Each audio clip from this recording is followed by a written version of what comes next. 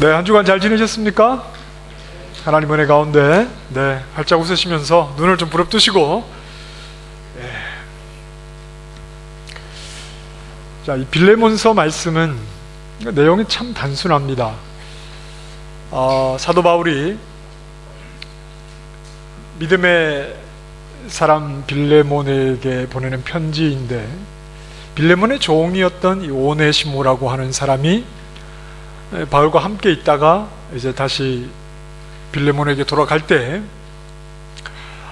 이 오네시모를 좀 잘 영접해 주기를 바라는 내용이 이 짧은 빌레몬서의 내용입니다. 여기에는 어떤 깊은 신학적인 진술이 없습니다. 그리고 빌레몬이 고민하는 영적인 문제에 대한 신학적인 통찰이 담겨 있는 내용도 없습니다. 어떻게 이런 편지가 성경에 기록이 되어 포함이 되어 있을까? 우리 표면적으로 보면 좀 그런 질문을 할 수 있겠습니다. 매우 일상적인 내용이고 그저 누구나 쓸 수 있는 듯한 그런 편지의 글인데, 그리고 그리스도인들 사이에서 일어나는 지극히 평범한 그런 교제의 글인데 어떻게 성경에 이것이 들어가 있을까? 이런 생각을 우리가 좀 할 수 있습니다. 존 칼빈이 우리 그리스도인들을 주로 어떻게 비유를 하느냐 하면 순례자로 비유를 합니다. 우리 기독교인의 삶이 순례자의 삶이다, 이렇게 비유를 할 때가 많은데, 칼빈이 말하는 순례자는 방랑자가 아닙니다. 방랑자는 떠도는 사람입니다. 떠돌이죠. 방랑자와 순례자의 차이는 방랑자에게는 목적지가 없습니다. 그런데 순례자에게는 분명한 목적지가 있고 그 목적지를 향해서 나아가는 사람이 순례자다 하는 겁니다. 자, 그런데 그 길이 굉장히 외로울 것 같지만 칼빈이 말하는 순례자는 고독한 순례자가 아닙니다. 고독하게 그냥 혼자서 외롭게 쓸쓸히 가는 그런 순례자가 아닙니다. 수도원의 영성은 세상으로부터 멀어지는 것이 거룩에 가까워지는 것이다 하는 이런 좀 이미지가 강합니다. 세상으로부터 멀어지는 것, 그것이 거룩에 좀 더 가까이 다가갈 수 있는 것이다, 이런 이미지를 가지고 있지만, 그러나 칼빈은 우리에게 일어나는 성화, 우리에게 일어나는 성화는 집안일이다 그랬습니다. 일상에서 좀 멀어질수록 거룩에 가까워질 것 같은 이런 수도원 영성과 달리 칼빈은 우리의 성화는 일상 집안일, 일상 속에서 우리의 성화는 이루어진다고 보았습니다. 우리 그리스도인들은 하나님의 도성이라는 분명한 목적지를 향해 순례자로 순례의 길을 걸어가고 있는데, 그 순례의 길은 저 멀리 어디 사람들이 없는 그 외딴 곳, 그런 곳이 아니라 오늘 눈 뜨면 시작되는, 눈 뜨면 늘 반복되는 우리의 일상 속에서 우리는 성화의 삶을 살면서 하나님의 거룩한 도성을 향해서 순례의 길을 걸어가고 있다. 지금 여러분 순례의 길을 걸어가고 계시는 겁니다. 그리고 또 예배를 마치면 순례의 길을 걸어가셔야 되겠죠. 자, 칼빈의 말을 한번 인용해 보겠습니다. 다른 이들과 고립된 상태에서 우리가 어떻게 겸손, 인내, 지혜, 용서를 배울 수 있겠는가? 홀로 있을 때가 아니라 일상의 시련, 성도의 교제, 우정, 결혼, 자녀 양육의 기쁨 속에서 계속해서 성결을 추구하고 자신의 죄를 고백할 필요를 발견한다. 성경은 우리에게 이웃을 사랑하라고 말씀하는데, 은둔 상태에서 특히 성도의 교제로부터 물러나는 것보다 성화를 더 방해하는 장애물이 있겠는가? 서로의 교제, 일상 속에서 부딪히는 그런 관계, 성도 간의 교제, 여기에서 물러나는 만큼 어떻게 성화가 이루어질 수 있겠느냐? 물러나는 만큼 성화에서는 멀어진다. 대신에 함께 일상 속에서 살아가는 과정 가운데서 어떤 시련을 겪기도 하고 또 서로 교제를 하면서 그 속에서 우리의 성화는 이루어진다, 이렇게 말하는 겁니다. 우리에게 일어나는 성화가 집안일이라면 성화는 관계 속에서 이루어지는 거죠.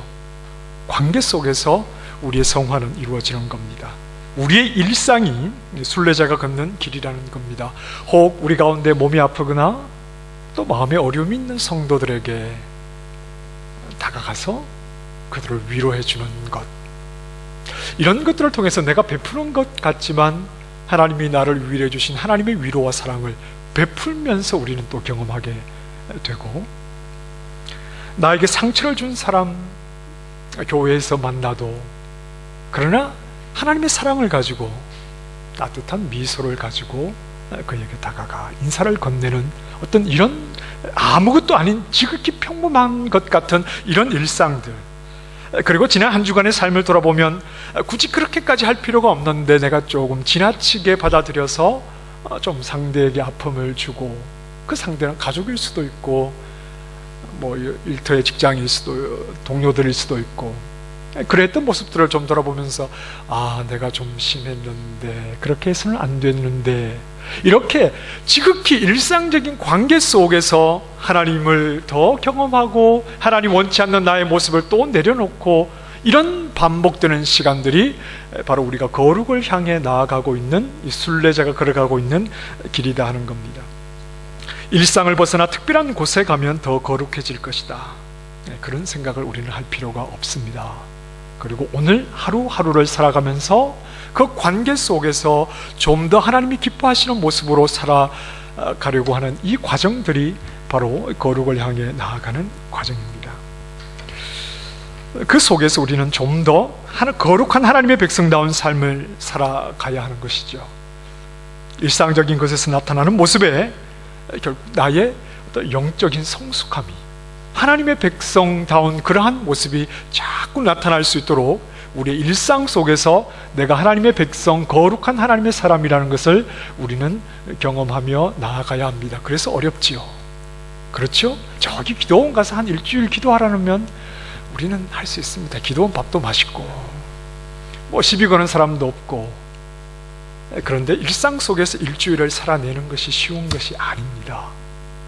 그렇지만 아무것도 아닌 것 같아도 내가 하나님이 주시는 마음을 가지고 작은 부분 양보하는 그것이 계속해서 우리를 거룩하게 만들어가는 과정이다 하는 겁니다. 자, 그런 면에서 볼 때 빌레몬서는 지극히 일상적인 내용을 다루고 있지만, 그러나 그 속에는 바울과 빌레몬의 영적 성숙이 감추어져 있습니다. 일상적인 일들 속에서 거룩하게 살아가는 삶의 원리가 뭐냐 하는 것을 우리가 빌레몬서를 통해서 알 수 있습니다. 바울과 빌레몬 두 사람 사이에는 오네시모라고 하는 사람이 있습니다. 이 오네시모는 앞서 말씀드린 것처럼 빌레몬의 종이었습니다. 노예였습니다. 이 오네시모가 주인을 떠나 감옥에 있는 바울을 만나게 됩니다. 바울이 아마 로마의 감옥에 있을 것이다 하는 것이 일반적인 생각입니다. 아니면 에베소 감옥일 수도 있다, 이런 생각들이 있는데, 감옥에 있는 바울을 만나고 다시 빌레몬에게, 자기 주인에게 돌아오는 그 손에 지금 바울이 쓰여준 이 빌레몬서가 쥐어져 있는 겁니다. 자, 그렇다면 먼저 오네시모가 어떻게 주인을 떠나게 되었을까? 어떻게 주인을 떠나게 되었을까? 일반적으로는 오네시모가 도망친 것으로 그렇게 봅니다. 주인에게서 도망쳐서 빌레몬을 오네시모가 떠나게 되었다. 당시 문화에서 노예는 주인의 소유물입니다. 그리고 주인의 허락 없이 어디 여행을 다닐 수가 없습니다. 주인의 심부름을 한다거나 주인이 맡긴 일을 위해서 여행을 갈 수는 있겠지만 주인의 허락 없이 함부로 그렇게 다니는 것이 자유롭지 못한 상황이었습니다. 이 오네시모가 골로새, 지금의 터키 지역인데, 이 골로새에 있는 주인의 집을 떠나서 바울이 갇힌 곳이 로마라면 그 로마까지 굉장히 먼 거리를 갔다는 것은 아마 주인에게 큰 잘못을 하고 도망을 친 노예였을 가능성이 높다. 이런 주인에게서 도망을 치는 노예들은 종종 있었는데, 그렇게 보는 것이 이제 일반적인 견해고, 또 어떤 다른 견해는 이 오네시모는 빌레몬이 감옥에 있는 바울을 돕기 위해서 파송한 일종의 그 어떤 파송자다. 비록 오네시모는 그리스도인은 아니었지만, 그러나 주인이 빌레몬이 감옥에 있는 바울을 돕도록 보낸 사람일 것이다. 이렇게 보는 견해도 있습니다. 빌레몬서는 한 장이니까 여러분 17절로 한번 가보십시다. 화면에는 준비가 되지 않았는데 1장 17절 18절 말씀을 읽어보십시다. 자, 같이 읽어보겠습니다. 시작. 그러므로 내가 나를 동역자로 알진대 그를 영접하기를 내게 하듯 하고, 그가 만일 내게 불의를 하였거나 내게 빚진 것이 있으면 그것을 내 앞으로 계산하라. 바울은 빌레몬에게 오네시모를 좀 잘 맞이해주면 좋겠다라는 부탁을 하면서, 만약 빌레몬 너에게 손해를 입힌 것이 있다면, 이 오네시모가 아니면 빚진 것이 있다면 내가 대신 갚아주겠다, 이렇게 말을 합니다. 이 말씀을 보면 오네시모는 어쩌면 주인에게서 도망친 노예일 가능성이 좀 큽니다. 주인의 물건을 훔쳤거나 아니면 어떻게든 주인에게 좀 손해를 끼치고 도망을 쳤던 그런 노예일 가능성이 많아 보입니다. 그런데 바울이 이렇게 말하는 겁니다. 그가 너에게 빚진 것이 있으면 내가 갚아주겠다. 자, 여러분 19절 말씀을 한번 가보십시다. 19절에 너에게 빚진 것이 있다면, 오네시모가 빚진 것이 있다면 내가 갚아주겠다고 말하면서 19절에 빌레몬 너 자신이 나에게 빚진 것에 대해서는 굳이 내가 말하지 않겠다, 이런 말을 합니다. 이 시점에서 빌레몬이 바울에게 빚지고 있다는 것을 생각나게 하는 의도는 뭘까요? 너의 종 오네시모가 너에게 빚진 것이 있으면 그것은 내가 갚아주겠다고 말하면서, 그런데 너도 나에게 빚진 것이 있다는 것을 내가 굳이 여기서 말하려고 하는 것은 아니다, 그렇게 말꼬리를 흐려버립니다. 그 의도가 무엇일까? 빌레몬이 바울에게 어떤 빚을 졌을까요?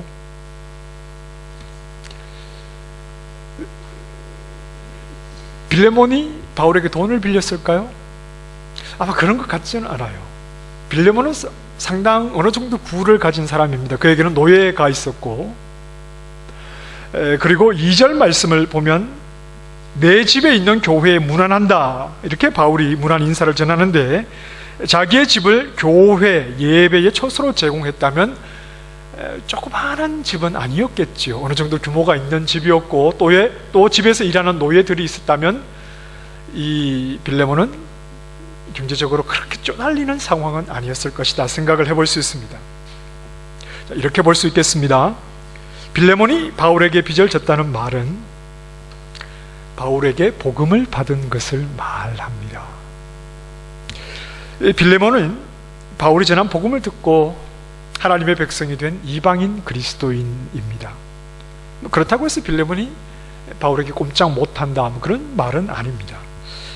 빌레몬이 바울에게 빚을 졌다는 말은 복음을 들은 자는 다 빚진 자다, 이런 말입니다.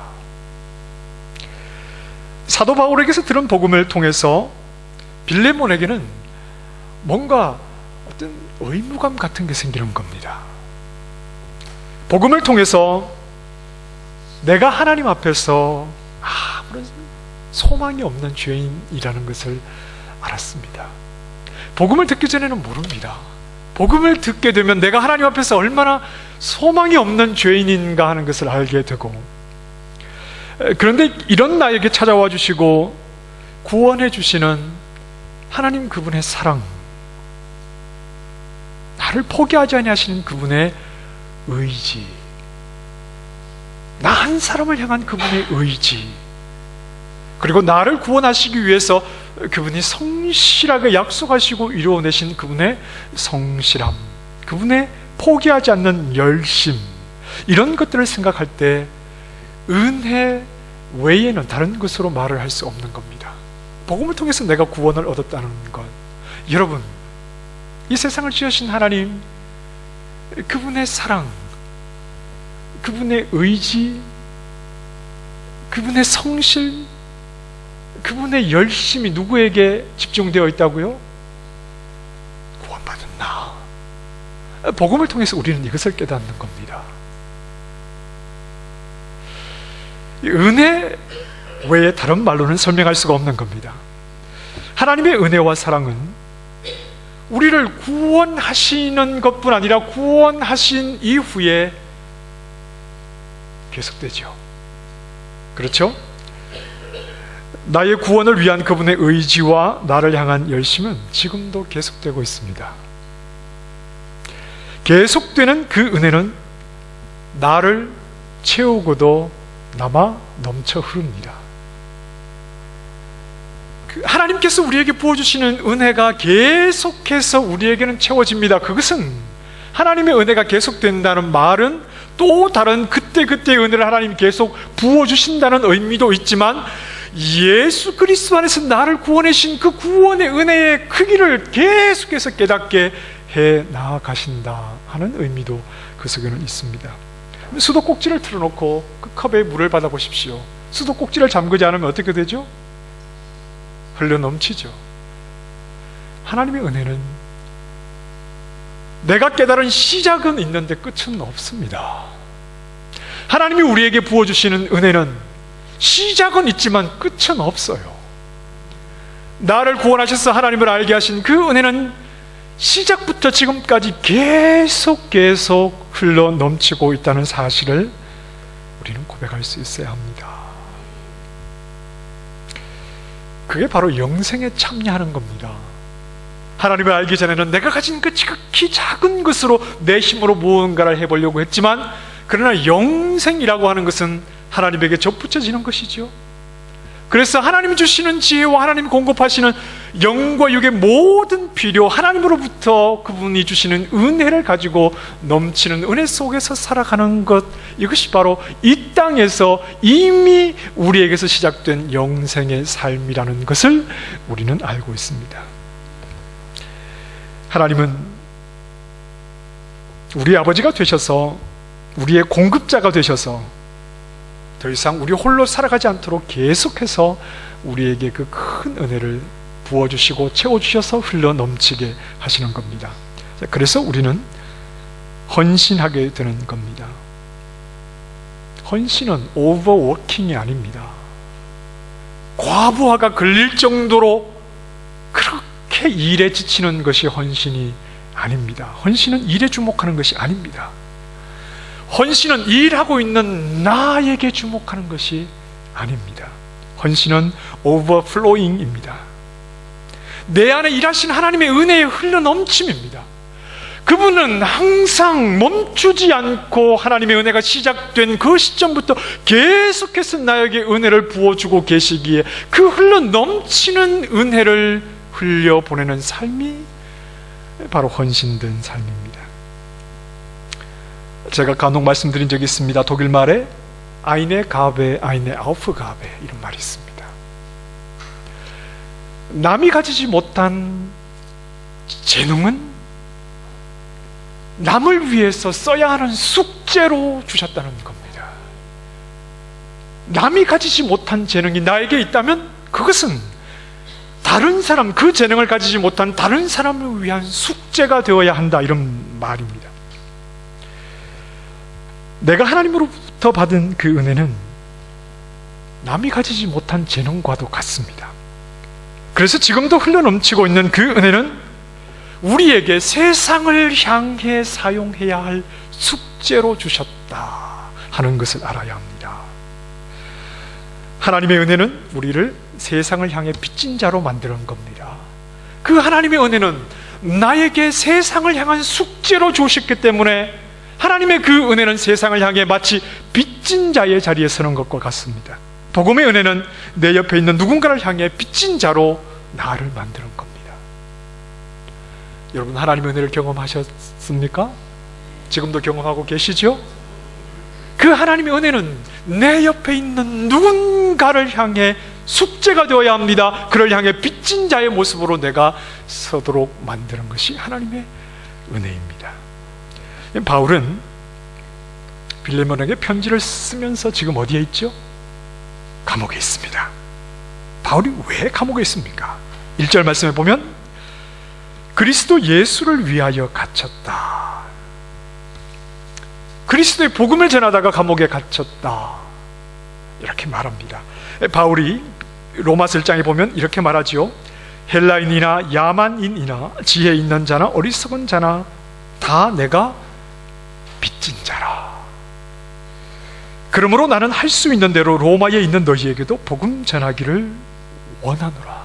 사도 바울은 빚진 자가 되었습니다. 세상을 향해 헬라인이건 헬라어를 쓰지 않는 야만인이건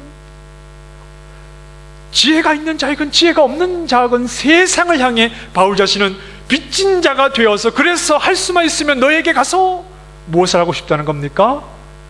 복음을, 그 은혜의 복음을 너희에게 전하고 싶다.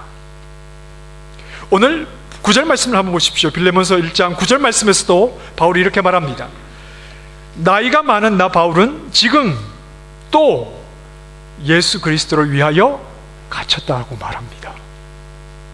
나이가 많은 나 바울은 지금 또 예수 그리스도를 위해서 갇혔습니다. 왜 그렇습니까?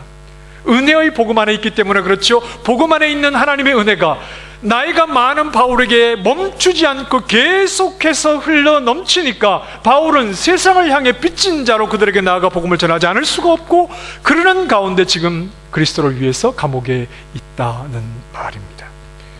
세상이 누구이든지 그들에게 달려가서 복음을 전해주고 싶다는 겁니다.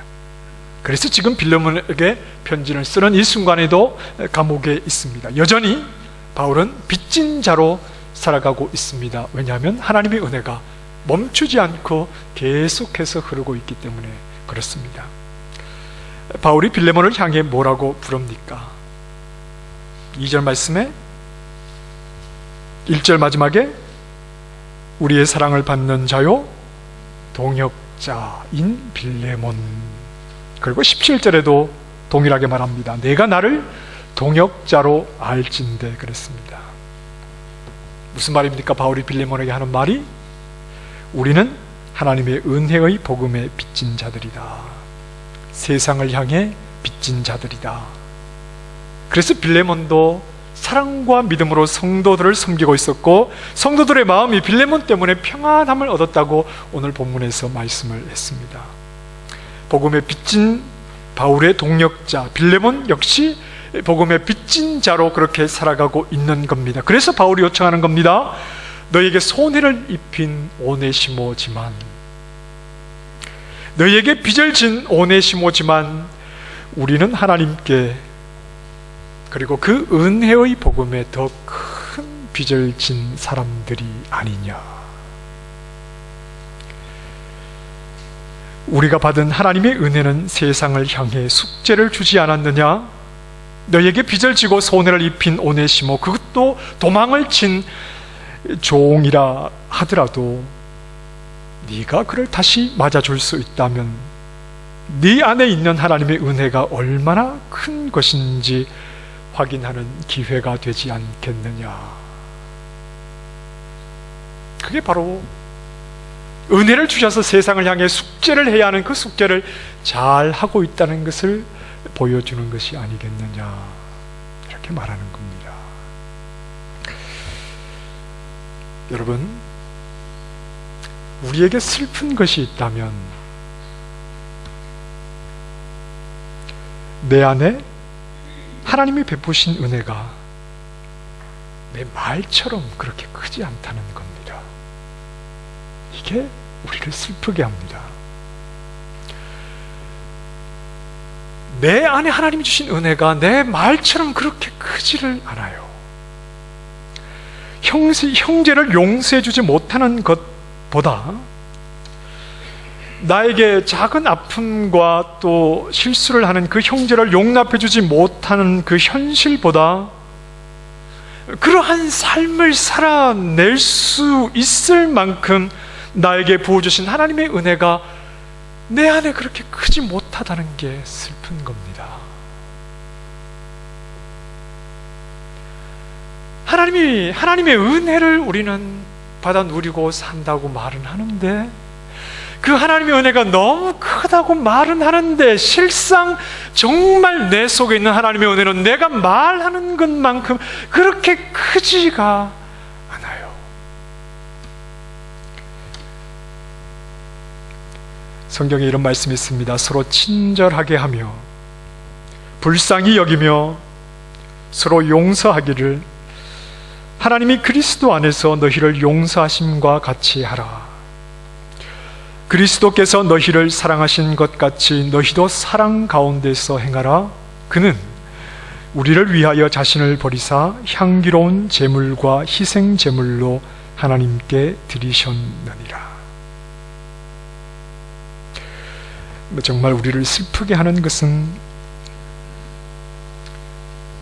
서로를 용서해 줄 만큼 나를 용서하신 하나님의 용서가 내 안에는 크지 않습니다. 서로를 사랑할 만큼 하나님께서 나에게 베풀어 주신 사랑이 그렇게 크지 않아요, 사실은. 그러니까 용서가 안 되는 겁니다. 그러니까 사랑이 안 되는 겁니다. 바울은 빌레몬에게 오네시모를 좀 용납해 줘라, 그러면서 우리는 빚진 자들 아니냐? 하나님의 그 은혜가 세상을 향해 빚진 자들로 우리를 세우지 않았느냐? 하나님의 그 흘러넘치는 은혜가 세상을 향해 숙제를 해야 하는 자로 우리를 세우지 않았느냐? 그러니 용납해 줄 수 있지 않느냐? 하나님의 사랑, 하나님의 용서 우리는 너무나 많이 말합니다. 그러나 사실 따지고 보면 내 안에 있는 하나님의 사랑과 용서가 그렇게 크지 않다고요. 이것이 슬픈 현실입니다. 우리는 거룩한 도성을 향해 나아가는 순례자들입니다. 우리가 걷는 길은 평범한 일상입니다. 오늘 만나는 성도가 우리의 길입니다. 우리가 걷고 있는 길이 다 이 관계입니다. 그 속에는 온갖 관계들로 가득 차 있습니다.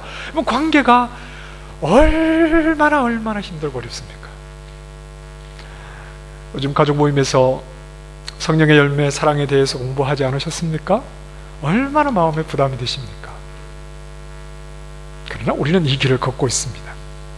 그 관계들 속에서 용서와 사랑을 베푸는 것은 우리가 해 나가야 할 숙제입니다. 하나님과 그분이 베푸신 그 은혜가 나에게 주신 숙제이기 때문에 그렇습니다. 그리스도를 위해서 갇힌 바울이 오늘 우리에게 권면합니다. 너야말로 빚진 자 아니냐? 너에게 부어주신 하나님의 은혜가 세상을 향해서, 서로를 향해서 용서와 사랑으로 갚아야 할 빚을 준 것이 아니냐? 나의 동력자가 되어서 그렇게 살아갈 수 있기를 바란다.